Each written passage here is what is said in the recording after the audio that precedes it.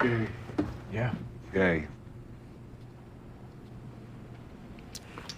Yay. Okay, let's find him.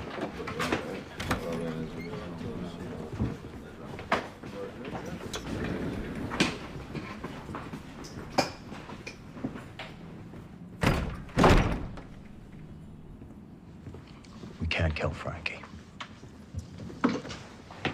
Roosevelt, last night, made me an offer.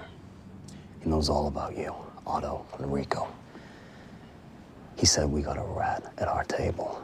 Someone gave up intel on Galendo. Christ. He wants to trade him for Frankie. Do you believe him? Eli must have been working with the U.S. attorney. He knows something. So, how do we make that work? First, we gotta make sure Clay doesn't get to Frankie.